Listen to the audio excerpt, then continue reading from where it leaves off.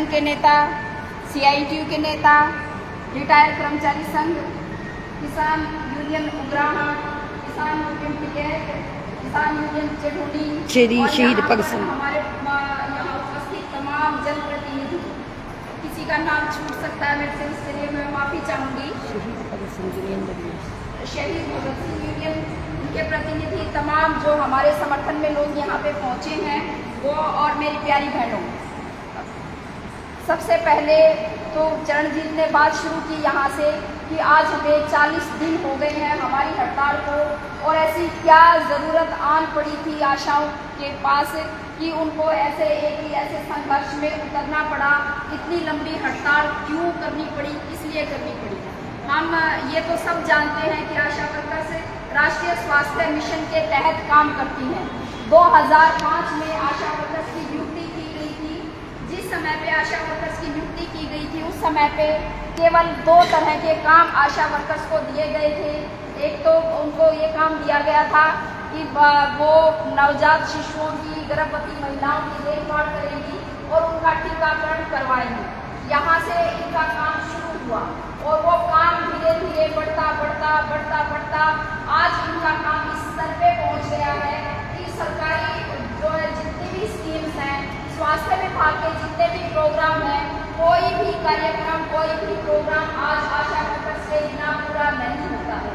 पहले हमारे 4 या 5 काम थे, उन 4-5 कामों को बढ़ा के धीरे धीरे वो 40 काम हमारे हो गए, जिसमें गर्भवती महिला की हम 9 महीने तक देखभाल करते हैं और उसके बाद भी उसका जब डिलीवरी होती है उसके बाद 42 दिन तक उसकी देखभाल करते हैं। नवजात शिशुओं की देखभाल करते हैं, उनको 15 वर्ष तक बच्चों का टीकाकरण है वो करवाते हैं। फैमिली प्लानिंग के जितने भी प्रोग्राम हैं वो करते हैं। मलेरिया के कोई प्रोग्राम आते हैं वो भी करते हैं। उसके अतिरिक्त चाहे जिस भी तरह के स्वास्थ्य से संबंधित सर्वे हैं वो तमाम सर्वे आशा वर्कर्स करके देती हैं। और इससे अलग अभी पिछले 3-4 साल से सरकार हमसे कह रही है जितनी भी नॉन कम्युनिकेबल डिजीज हैं, जो असंक्रामक रोग हैं, उनका सर्वे करते हैं, उनका रजिस्टर मेंटेन करते हैं। 30 साल से ऊपर के जितने भी व्यक्ति होते हैं उन सबके स्वास्थ्य का ब्यौरा रखते हैं। उनमें कोई स्वास्थ्य से संबंधित कोई ऐसी ये ज़रूरत महसूस होती है कि डॉक्टर के पास जाना चाहिए तो वो सलाह देते हैं और वहाँ तक पहुँचाते हैं। एक तरीके से हम कह सकते हैं कि जो आशा वर्कर्स हैं वो समुदाय के बीच में और स्वास्थ्य विभाग के बीच में एक कड़ी का काम करती हैं। पिछले दिनों में सरकार जब ये डिजिटल नारा दे रहे हैं कि सब कुछ को डिजिटल करो, उस समय पे आशा वर्कर्स के लिए जो तमाम तरह के काम हैं, इन तमाम कामों को ये कहा गया कि आप इन तमाम कामों को ऑनलाइन करेंगे। और वो ऑनलाइन करने का जो काम है वो असल में काफ़ी ज़्यादा है और उस काम के बदले में कोई किसी तरह का इंसेंटिव नहीं दिया गया। जो पहले भी हमने ये काम बताए, इन कामों के लिए बहुत ही मामूली से इंसेंटिव्स आशा वर्कर्स को दिए जाते हैं। 18 साल एक विभाग में नौकरी करने के बाद उसका विभाग की तमाम योजनाओं को जमीनी स्तर पे सफलतापूर्वक लागू करवाने के बाद भी सरकार हमारी इस तरह से अनदेखी कर रही है। जब 2005 में राष्ट्रीय स्वास्थ्य मिशन शुरू हुआ था तब से लेके और जब हम आज तक ये देखते हैं तो हमने जो है संस्थागत डिलीवरी लगभग 100% पहुँचा दी। 99% जो है डिलीवरी आज संस्थागत होती है। बच्चों का टीकाकरण जो है वो हमने बिल्कुल 90% से ज़्यादा करवा दिया। मातृ मृत्यु दर में बहुत गिरावट आई है, शिशु मृत्यु दर के अंदर भी बहुत ही गिरावट आई है। हम कह सकते हैं कि जितने हमारे स्वास्थ्य के सूचकांक थे उन तमाम स्वास्थ्य सूचकांकों को आशा वर्कर्स ने बहुत ही बेहतर किया, बहुत बेहतरीन उनको बनाया है पिछले दिनों में काम करके। जब कोरोना महामारी आई उस समय पर भी आशाओं के लिए काम किया गया, उनसे सर्वे करवाए गए, उनसे हाई रिस्क लोगों की पहचान करवाई गई, लोगों को क्वारंटीन करने के लिए कहा गया, उनसे स्क्रीनिंग कराई गई, वैक्सीनेशन का तमाम काम था, उसके लिए मोबिलाइजेशन का काम आशा वर्कर से करवाया गया। और वो काम भी हम ये कह रहे हैं कि जो हमारा पहले से काम था विभाग का, वही एक दिन में कई घंटे हमारा ये बाकी काम ले लेता था। और कोरोना काल के अंदर तो बाकी ये जो कोरोना का काम आया ये भी 4 से 5 घंटे तो केवल ये कोरोना से संबंधित जो काम थे हमें वो करने के लग जाते थे। उसके लिए भी सरकार ने केवल महीने के 1000 रुपये दिए। यदि वो सर्वे भी किसी और से करवाते, हर सप्ताह पूरी आबादी का सर्वे होना था, यदि हर सप्ताह पूरी आबादी का सर्वे सरकार कोई भी किसी भी व्यक्ति को लगा के कराते तो कम से कम उनको एक दिन की दिहाड़ी ही 600 रुपये कम से कम देनी पड़ती। लेकिन आशाओं से हर सप्ताह सर्वे करवाए गए, वो कंसोलिडेट करवाए गए और उसके बाद सर्वे को करवाने के बाद भी उसमें से जो फॉलोअप के काम निकलते थे वो भी सरकार ने आशा से करवाए और उस काम के बदले में केवल 1000 रुपया दिया आशाओं को, केवल 1000 रुपया। और वो भी 3 महीने लिया, फिर बंद कर दिया, फिर नारे लगाने पड़े, फिर 6 महीने रिलीज कर दिया, फिर बंद कर दिया, फिर नारे लगाने पड़े, फिर 6 महीने ले लिया। वो पैसा भी काम करवाते इस तरह से टुकड़ों टुकड़ों में, बहुत मुश्किलों से हमें वो पैसा तब मिला था जाके। आज भी ये जितना ऑनलाइन काम कर पा रहे हैं, इस ऑनलाइन काम को करवाने के लिए जितना डाटा आशा वर्कर से सरकार फीड करवाना चाहती है, उसके लिए उनको एक डाटा एंट्री ऑपरेटर की जरूरत पड़े। और यदि वो उसको पक्की पोस्ट पे रखते हैं तो उनको 40 से 50 हजार रुपये तनख्वाह देनी पड़ेगी इस काम के लिए। और ये बच्चा भी कोई डाटा एंट्री ऑपरेटर भर्ती करते हैं तो भी उनको 17 से 18 हजार रुपये तो कम से कम ये कौशल निगम के अकॉर्डिंग, जैसा ये इसमें कौशल निगम में देते हैं, उतना पैसा उनको तभी भी देना पड़ेगा। तो वो उतना काम और डाटा एंट्री ऑपरेटर का काम आशा से करवा रहे हैं, उसके अतिरिक्त तमाम विभाग के सर्वे करवा रहे हैं।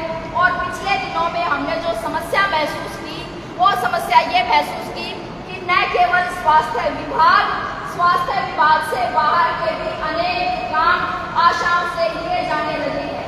यहाँ तक कि जो पुलिस और प्रशासन का काम बनता है, उस काम को भी गांव के स्तर पे आशाओं के सिर पे डालने की कोशिशें की गई।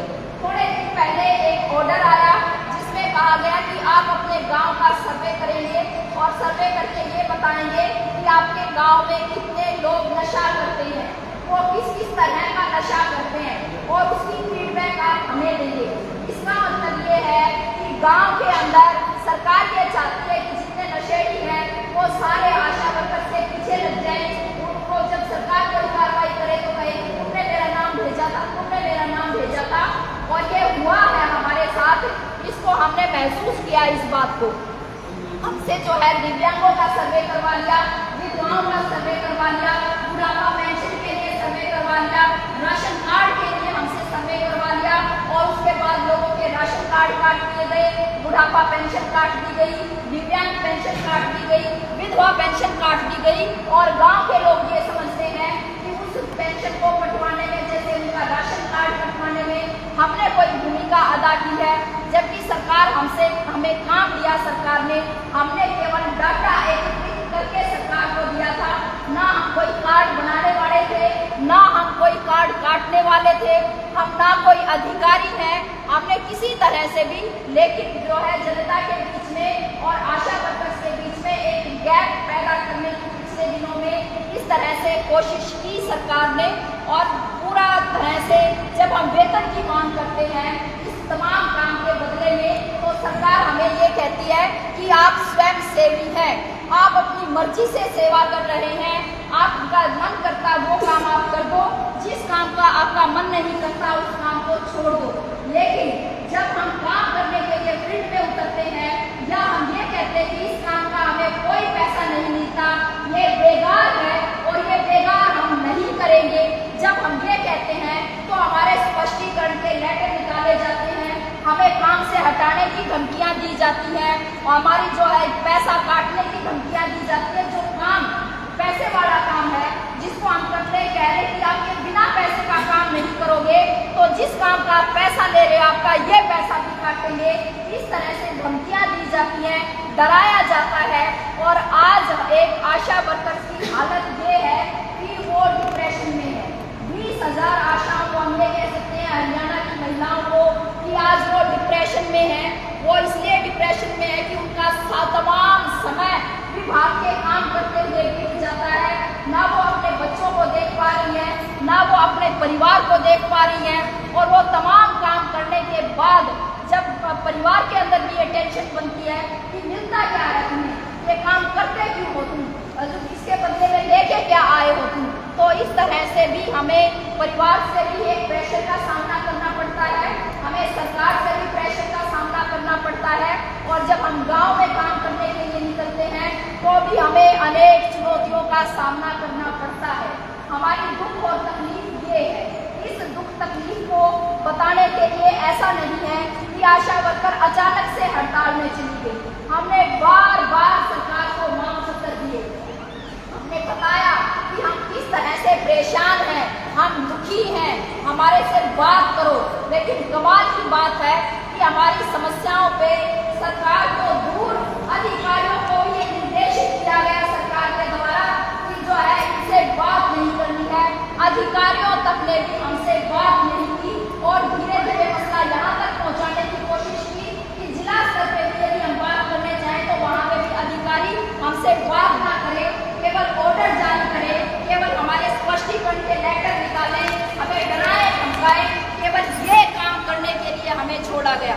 यहाँ तक कि हमें एक फोन दिया गया, फोन के अंदर कहा कि इसमें एक ऐप डाली गई, device management app, MDM app, और ये कहा कि हम इस ऐप के माध्यम से ये देखेंगे कि आशा जो है इस वक्त में क्या काम करती है, सर्विलांस हमारे तरीके से आशा का हम ये चेक करेंगे कि आशा जब वो सर्वे कर रही है, जब हम चेक करना चाहे अधिकारी को कौन से घर में है, इस वक्त में कौन सी गली में बैठी है, कहाँ पे बैठी है, हम उसकी सर्विलांस कर सके, इसके लिए वो ऐप डाली गई। हमने उसका विरोध किया तो ये कहा गया हमें कि ये केवल सरकार के जो है इस्तेमाल के लिए है और इसमें से सब आशाओं को मोबाइल हैंडल नहीं करना आएगा। तो सरकार की जरूरत की ऐप है वो हेडक्वार्टर से हम आशाओं के फोन में खुद डाल देंगे। यदि उनके फोन में कुछ फालतू की चीजें हैं तो उन फालतू की चीजों को हम उनके फोन से अपने आप मिटा देंगे। आप सोच के देखिए कि वो महिलाओं को उनके फोन को सर्विलांस करने की कोशिश कर रहे थे। हमने इसका भी जबरदस्त विरोध किया और हमने ये कहा कि सरकार चाहे तो अपने फोन वापस ले सकती है, लेकिन हमारी कोई पर्सनल लाइफ है, हमारी पर्सनल जिंदगी है, हमारी व्यक्तिगत जिंदगी में ये हस्तक्षेप हम बर्दाश्त नहीं करेंगे। ये व्यवहार सरकार आशाओं के साथ कर रही है। हमने मई में आंदोलन शुरू किया, मई में हमने अपने पीएचसी स्तर से हमने अपने ज्ञापन सौंपे, उसके बाद हमने जून में सीएचसी स्तर से ज्ञापन सौंपे, उसके बाद हम जिला स्तर पे प्रदर्शन करके हमने एक महीना पहले सरकार को नोटिस दिया हड़ताल का। हम 8 अगस्त से हड़ताल पे जाने वाले थे। हमने 10 जुलाई को पूरे हरियाणा की आशाओं ने रोड पे आके, सड़क पे आके सरकार को ये कहा कि या तो हमारी बात सुनो, अन्यथा हमें मजबूर होना पड़ेगा हड़ताल पे जाने के लिए। और इस तरह से हमने बिल्कुल हर कदम पे सरकार को चेता के उस वक्त में हम 8 अगस्त को हड़ताल पे गए हैं। और हड़ताल पे जाने के बाद भी और उससे पहले भी जो व्यवहार महिलाओं के साथ, हरियाणा की महिलाओं के साथ सरकार ने किया है वो हम सब ने देखा है। जब हमें 20 दिन हो गए थे अपनी हड़ताल में बैठे हुए, सरकार हमारी बात नहीं सुन रही थी, उस समय पे हमने यह तय किया था यदि हमारी यहाँ पे बैठ के सरकार बात नहीं सुन रही है तो विधानसभा का यदि सत्र चलेगा तो उस विधानसभा के सत्र में हम जो है पंचकुला जाएंगे, विधानसभा कूच करेंगे और वहाँ से अपनी आवाज बुलंद करेंगे। लेकिन हमें वहाँ जाने से रोकने के लिए, आप ये देखिए कमाल की बात, आप ध्यान से सुनिए, हमारी महिलाओं के साथ उनके घरों में 5-5, 6-6 जेंट्स पुलिसकर्मी जाके बैठ गए, उनको नजरबंद कर दिया। 2 दिन तक उनको उनके घरों से हिलने नहीं दिया गया और वहाँ पे वो बैठे रहे कि आपका हमारे पास सख्त आदेश है, हम आपको जो है पंचकुला नहीं जाने देंगे। जो वर्कर किसी ना किसी तरह से वहाँ से निकलने में कामयाब हो गई। बहुत सारी जगहों पे टैक्सी स्टैंड के सारे ड्राइवर्स को, बसों के, प्राइवेट बसों के सभी ड्राइवर्स को बुला के उनको उनको धमकी दी गई, यदि आप आशा वर्कर्स की बुकिंग करके लेके गए तो आपके जो है साधन इंपाउंड कर देंगे, आप पे केस डाल देंगे। हमारे रातों रात हमारे रैली के लिए वहाँ विधानसभा कूच के लिए जाने वाले रातों रात हमारे सारे साधन कैंसिल करवाए पुलिस ने इस तरह से दबाव डाल के। लेकिन उसके बावजूद भी हम जो भी हमने अपने तरीके अपनाए, लेकिन हमारी हजारों आशा वर्कर उसके बावजूद विधानसभा पहुंचने में भी कामयाब हुई। वहां से गिरफ्तार करके आसाम बसों में भरा गया और बसों में भरा गया। कुछ लोग अपने पर्सनल साधन लेके गए हुए थे, उनकी गाड़ियों में पुलिसकर्मी बैठ गए ड्राइवर के साइड में और बोले या तो थाने में लेकर गाड़ी को या तो इसको चलने दे, हम रुकने नहीं देगा। हमने पूछा ये रुकेगी, गाड़ी रुकेगी नहीं चलेगी, इसके पेट्रोल का खर्चा कौन देगा? आप ये बताइए। वहाँ पे विरोध हुआ, लेकिन ड्राइवरों को डराया गया कि आपको चलते रहना देना है गाड़ी को। मैं खुद जिस गाड़ी के अंदर मुझे गिरफ्तार किया गया था उस गाड़ी को सुबह 11 बजे चलाया पुलिस ने, शाम को 5 बजे हमने हंगामा करके बस को रुकवाया। ना पीने का पानी था हमारे पास, ना खाना था। सुबह जो हम खाना अपने घरों से लेके चले थे पानी और खाना, वो हमारा सुबह खत्म हो गया। अब जब बसों में हमें भरा गया था उसके थोड़ी बहुत देर बाद हमने वो खाना खाया।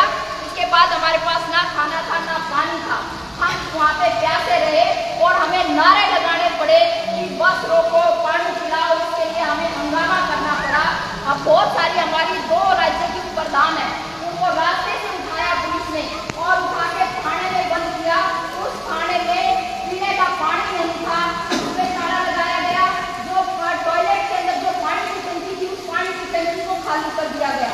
यमुनानगर के अंदर महिला थाने में वहाँ पे गिरफ्तार करके हजारों बच्चों को वहाँ बिठा दिया गया और वहाँ के टॉयलेट पे ताले लगा दिए गए और वहाँ के पानी पे ताले लगा दिए गए।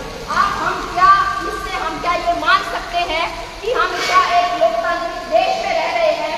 और ये जो सरकार का रुख है, क्या ये किसी उनके कर्मचारी के प्रति इस रुख को हम क्या कहेंगे? ये हम कह सकते हैं कि बेहद दुश्मनीपूर्ण रवैया सरकार हरियाणा की महिलाओं के साथ अपनाए हुए है। और इस बात को हमने केवल आशा वर्कर्स के साथ नहीं देखा, आंगनबाड़ी के आंदोलन में हमने आंगनबाड़ी वर्कर हेल्पर के साथ भी ये व्यवहार सरकार का देखा। हमने ये देखा कि एक जूनियर कोच जब वो मंत्री संदीप सिंह पे जब आरोप लगते हैं यौन शोषण के, आज तक भी जो उस पे चार्जशीट होने के बाद उसको गिरफ्तार नहीं किया जाता है मंत्री को। हमारी जो पहलवान खिलाड़ी लड़कियां थी वो जंतर मंतर पे बैठी रहती है, उनकी बात नहीं सुनते, वो ब्रजभूषण का इस्तीफा नहीं देते हैं मंत्री का। और महिलाओं के जो है वो यौन शोषण का आरोप लगा रही है जिन मंत्रियों को, उनको वो सरकार में बनाए रखते हैं। तो ये जो सरकार का एक महिला विरोधी चेहरा हमने बार बार देखा है, लेकिन अब हमारे साथ ही व्यवहार की इंतहा हो गई है। हम ये कह सकते हैं कि हमारे जो मानवाधिकार हैं, हमारे मानवाधिकारों का हनन किया जा रहा है। ये जो व्यक्तिगत हमारे जीवन में जागता दाग झाँकने की जो कोशिश की सरकार ने, ये भी हमारे मानवाधिकारों का हनन था। हमें पीने के लिए पानी नहीं मुहैया करवाया गया, ये भी हमारे मानवाधिकारों का हनन था। अभी 2 दिन पहले भी अम्बाड़ा की आशा वर्कर स्वास्थ्य मंत्री के निवास पे वहाँ प्रदर्शन करने के लिए जा रही थी, क्योंकि हमने तय किया था पूरे हरियाणा के अंदर कि हम सभी विधायकों को अपने मांग पत्र देंगे। जब सभी विधायकों को मांग पत्र देंगे तो अम्बाड़ा की वर्कर भी जो अपने विधायक को मांग पत्र देने के लिए जाएंगे। अनिल विज को भी उन्होंने वोट डाल के अपना विधायक चुना था, सभी को वो मंत्री बने होंगे। वहाँ जाने नहीं दिया गया, रोका गया। न केवल रोका गया, घसीट के महिलाओं को बसों में भरा गया, उनको पेशाब करने के लिए तक नहीं बस उनकी रोकी गई, उनको घुमाते रहे। अम्बाड़ा की वर्करों को कुरुक्षेत्र उठा लाए, उनको करनाल पहुँचा दिया, उसको यमुनानगर पहुँचा दिया। और इस तरह से रात को 11 बजे तक हंगामा करने के बाद वो वर्कर अपने घरों पे पहुंची है।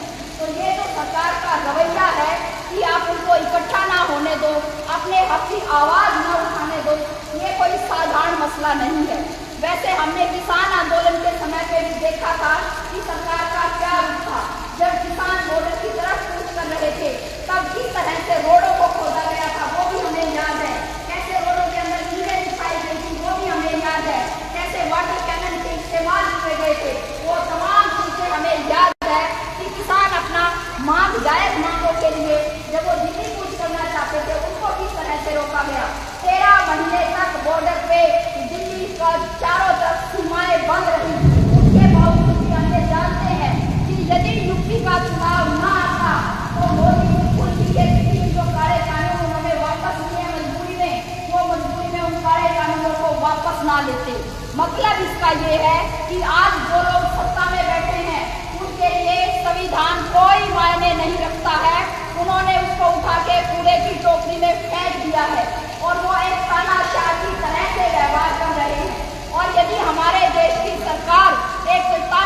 की तरह से फांसीवादी व्यवहार वो हमारे साथ कर रहे हैं, तो इस समय पे तमाम लोगों की ये कर्तव्य बनता है कि वो आंदोलन को दबाया या कुचला जा रहा है, उसके साथ हम सब लोग खड़े हों, न्याय की लड़ाई में हम सब एकजुट हों और एकजुट होकर आवाज उठाएं।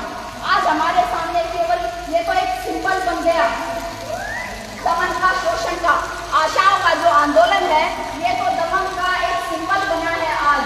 लेकिन हमारे सामने अब चुनौतियां ये है कि यदि हम आज नहीं बोले तो क्या कल हमारी आने वाली पीढ़ियां बोल सकेंगी? क्या उनके पास बोलने का हक अधिकार रहेगा? जिस तरीके से सब कुछ बेच दिया गया है, सब कुछ अडानी अंबानी के हवाले कर दिया गया है, अब तो अंबानी के पीछे रह गया अकेले अडानी को।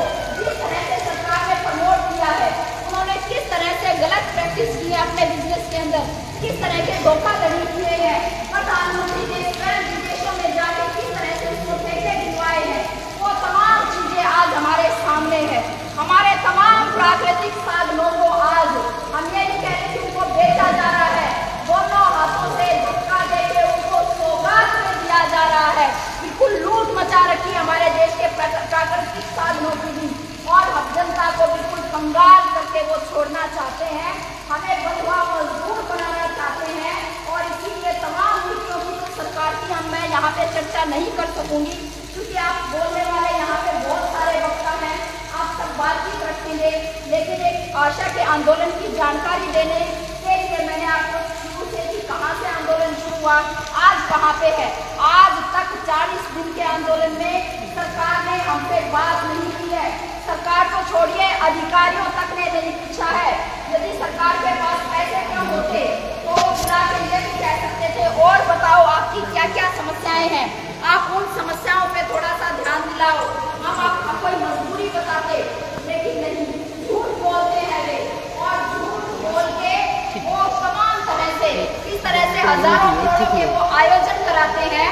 और आयोजन कराने के बाद अभी हमने देखा G20 वाला कितना ड्रामा रचा गया, 4,500 करोड़ रुपए उन्होंने उस आयोजन पे खर्च किए हैं, और इनके कुछ 10-20 करोड़ रुपए बनते हैं इनका वेतन। यदि सरकार से जो है कह रहे कि हमारे पास नहीं है, गीता जयंती के लिए 400 करोड़ रुपए ये खर्च कर देते हैं एक मेला लगाने के लिए।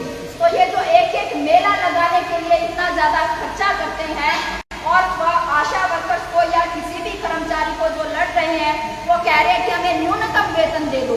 न्यूनतम वेतन का मतलब क्या होता है? इसका मतलब ये है कि हम जिंदा रह सकें, उसके लिए हम 2 समय का खुद खाना खा सकें, हम वो 2 समय का खाना अपने बच्चों को खिला सकें। उसके लिए केवल न्यूनतम वेतन का मतलब ये होता है। इसमें कोई अयाशी नहीं हो सकती है, इसमें कोई जो है हम लग्जरी जिसको कहें, हम कोई ऐशो आराम की सामान नहीं खरीद सकते हैं इस पैसे के अंदर। इस पैसे में हम अपने बच्चों को 2 समय की केवल रोटी खिला सकते हैं। वो मांग रहे हैं आज जो है मजदूर, लेकिन आज उनको वो न्यूनतम वेतन भी नहीं दिया जा रहा है। ये बहुत मसला है, और जिस तरह से ये हमला है, इस हमले में मेरी अपील है आप सब लोगों से कि हमारी हर तरह से इस आंदोलन की मदद करिए।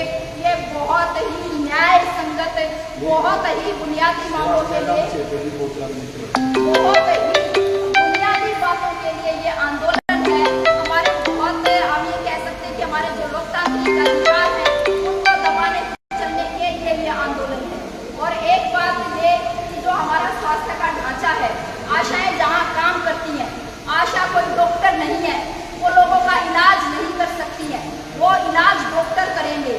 वो आशा का काम तब कारगर हो सकता है, वो तब सफल हो सकता है सरकारी जो अस्पताल हैं उनमें अच्छे डॉक्टर बैठे हुए हों, वहाँ नर्स हो, वहाँ अल्ट्रासाउंड की मशीनें हों, वहाँ एक्सरे की मशीनें हों, वहाँ पे तमाम टेस्ट की सुविधाएं हों, वहाँ रेडियोग्राफर बैठे हों। तो हम जब लोगों को चिन्हित करके उनको क्या इलाज की जरूरत है, उनको मोटिवेट करके जब अस्पताल में लेके आए, तो वहाँ पे आगे डॉक्टर मिले तो जनता का इलाज हो सकता है। लेकिन आज ऐसा नहीं है, आज अस्पतालों में डॉक्टर नहीं है, वहाँ पे दवाइयाँ नहीं मिलती हैं। आशा को एक फर्स्ट एड किट दी जाती है जिसमें बहुत ही बुनियादी 8 दवाई होती हैं। उन 8 दवाइयों से भी इनकी वो जो किट है वो रिफिल नहीं की जाती है, फर्स्ट एड किट है। किसी को चोट लग जाए, कोई पट्टी होती है उसमें थोड़ी रुई होती है, उसमें पैरासीटामोल की गोली होती है, ऐसे 8 दवाइयाँ वो है, वो किट भी इनको नहीं दी जाती है। तो किसी को बुखार हो तो एक गोली इनसे अपेक्षा करते हैं लोग, जब ये हर रोज किसी के घर में जाते हैं वो उनसे पूछते हैं आपका स्वास्थ्य कैसा है, तो वो अपनी तकलीफ बताते हैं। आज बच्चों का टीकाकरण नहीं हो रहा है, और जो टीकाकरण नहीं हो रहा है उसकी वजह से जो नुकसान होगा जाहिर तौर पे स्टिल बर्थ हो रहे हैं, गर्भवती महिलाओं की मौत हो रही है, लेकिन इन सब से भी सरकार को कोई लेना देना नहीं है। और ये जो आयुष्मान का कार्ड जो बनाया है सरकार ने, अब एक बार तो सबको लगता है कि ये कोई राहत का मसला है, लेकिन वास्तव में आयुष्मान भारत कार्ड लोगों का इलाज करने के लिए नहीं बनाया गया है। वो कॉर्पोरेट्स जो हैं उनको किस तरीके से उनके जो अस्पताल है, चेन सिस्टम वाले अस्पताल हैं, कैसे उन अस्पतालों को चलाया जाए, कैसे सरकारी जो पैसा है वो दोनों हाथों से उन प्राइवेट अस्पतालों तक पहुंचाया जाए, वो केवल इसका मसला है। अन्यथा जितना पैसा सरकार आयुष्मान भारत कार्ड योजना पे खर्च कर रही है, इतने पैसे में तो जितने आज हमारे पास सरकारी सिस्टम में अस्पताल हैं, इन सब अस्पतालों की सारी कमियां दूर की जा सकती थी और इतने ही और नए अस्पताल भी खोले जा सकते थे, लेकिन ऐसा कुछ नहीं हो रहा है। खुद प्रधानमंत्री, ये हमने पहली बार देखा है कि किसी देश का प्रधानमंत्री वो प्राइवेट हॉस्पिटलों का उद्घाटन करता फिर रहा हो। हमारे देश का प्रधानमंत्री आज प्राइवेट हॉस्पिटल्स का उद्घाटन करते फिर रहे हैं। तो ये ना जनता के स्वास्थ्य से इनको कुछ लेना देना है, ना जनता की जो हमारी स्वास्थ्य सुविधाएं हैं ना उनसे कुछ लेना देना है, और इसीलिए इनको किसी से भी कुछ लेना देना नहीं है। तो हम एक ऐसे समय पे, मुश्किल समय पे है जब हमें एक दूसरे के साथ की भी जरूरत है और हमें एक दूसरे के सहयोग की भी जरूरत है। तो इस बात के साथ मैं अपनी बात खत्म करूंगी। ये जो आशा का आंदोलन है, हम पहले तो धन्यवाद ही करूंगी कि जिस तरह से इसके लिए सहयोग मिल रहा है। गांव में जब आशाएं अपनी अपील का पर्चा लेके गई है, जिस तरह से लोगों ने स्वागत किया है हमारा, जिस तरह से हमें आश्वस्त किया है, हम काफी हौसले में हैं इस बात से, और हम लड़ाई को बिल्कुल पार लेके जाने के मूड में हैं। और हम और भी ये चाहेंगे तमाम संगठनों से भी, जो न्यायप्रिय संगठन है, जो आज इस देश में लोकतंत्र की रक्षा चाहते हैं, जो हमारे दुख तकलीफ है उनका समाधान चाहते हैं, उन तमाम लोगों से भी मेरी ये उम्मीद है, मेरी ये अपील है कि आप हर तरह से तन मन धन से हमारे आंदोलन का सहयोग करें। और आशाएं भी वही आशा ही हो गई देश की, तो ये भी तमाम हमारे जितनी लड़ाइयाँ होंगी उन तमाम लड़ाइयों में हम बिल्कुल अग्रणी पंक्ति में हमेशा आपको मिलेंगे। उन्होंने उस समय पे ये ऐलान किया था कि जब किसान यदि 26 नवंबर को बॉर्डर की तरफ जा रहे थे, हमने कहा कि हम भी दिल्ली कूच करेंगे, और हमने दिल्ली की तरफ हमने भी कूच किया। उस दिन हमें भी गिरफ्तार किया गया अलग अलग टोलों से। हमने, हमारा ये प्रोग्राम था पूरे देश का ट्रेड यूनियनों का, तो हम तभी भी कंधे से कंधा मिला के रहे साथ में, और यही वजह है कि हम भी साथ मिलकर लड़ रहे थे। जब किसान गए थे तो किसान एकता जिंदाबाद का नारा बॉर्डर पे लगाते हुए गए थे, लेकिन जब हम बॉर्डर से वापस उठ के आए हैं तो हमारा नारा था किसान मजदूर एकता जिंदाबाद। और मैं ये सोचती हूँ कि आज इस नारे को धरातल पे बिल्कुल फलीभूत करने का ये समय हमारा आ गया है, और मुझे पक्का यकीन है कि हम सब मिलकर इस काम को करेंगे, पूर्ण करेंगे। इसी बात के साथ मैं अपनी बात खत्म करती हूँ। आप सबने मेरी बातचीत सुनी, उसके लिए आप सबका बहुत बहुत धन्यवाद। इंकलाब जिंदाबाद।